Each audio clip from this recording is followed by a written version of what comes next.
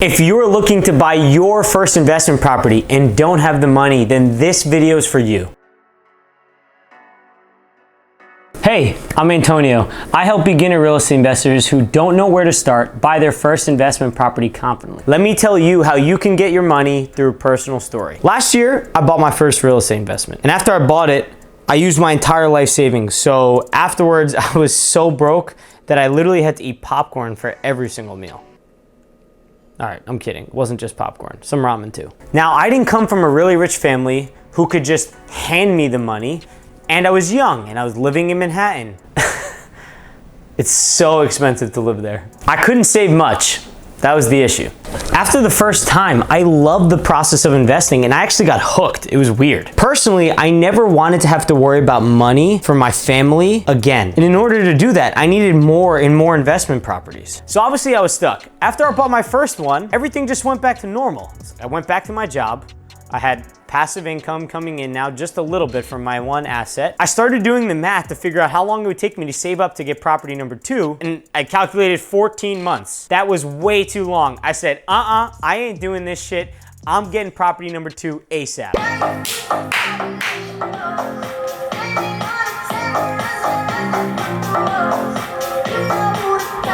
I had no idea where I was gonna get the money from. As I mentioned, no one in my family, none of my friends, none of my close friends at least, had all of this cash that they could just pull out of nowhere, like as if they reached into the couch and just got all this cash. Immediately, I was defeated.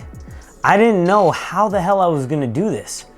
I had no shot of how I was gonna become financially free within the next 10, 15 years. So at first I was like, do I get a second job? I knew I couldn't because I was already burnt out doing what I was doing at my first job and building this business on the side to help teach beginners buy their first property. All of that was already overwhelming.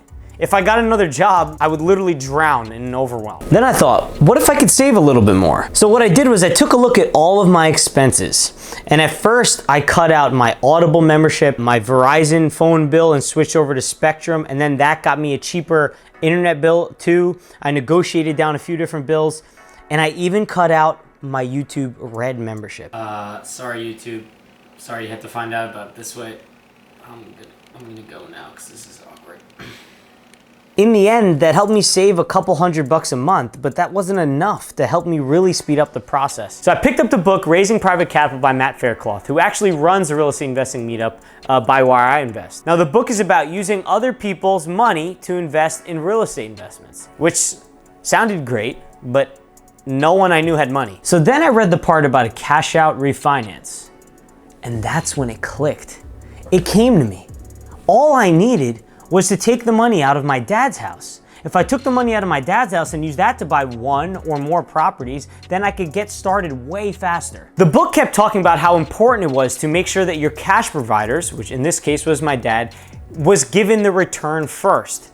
What happened if I screwed up the deal and I wasn't making money off the start? And worse, maybe I lost money.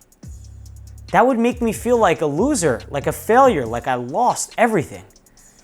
And it would ruin my reputation off the bat. And at first, it also seemed really complicated. I had no idea how to actually analyze a deal using a cash out refinance because it was weird. I was buying it with cash first and then maybe mortgaging it later. So it was very up in the air to me. So I wasn't sure how to actually calculate a profit, and I had no one to guide me. My plan was to use the cash out refinance on my dad's property to take the money out to buy another investment property. Then in 6 months, the new investment property I bought, I get a mortgage on that property and use that money out to pay off my dad's mortgage. So after breaking it down, I realized I could run the numbers and the calculations based off of first buying it cash and then second with a 25% down payment, which is what it would look like after I got the refinance on the property that I bought. So after looking at deals this way, I finally became comfortable with it. And because I was comfortable, I was confident enough to make an offer on not just one, but we ended up getting 2 duplexes under contract from it.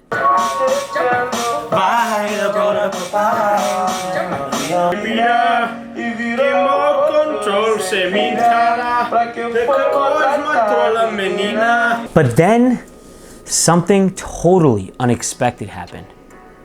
You know that thing that demonetizes you as a YouTuber that starts with a C and rhymes with Babonishmires? Yeah, that thing. it came and shut down the entire economy. I literally shit myself. Right there. I freaked out and I thought, what will happen if all the home values drop? What if our tenants lose their jobs and they can't pay rent? What if I lose my job and then I can't pay the mortgage? After a few days of being a nervous wreck, I did some journaling and I came back to earth.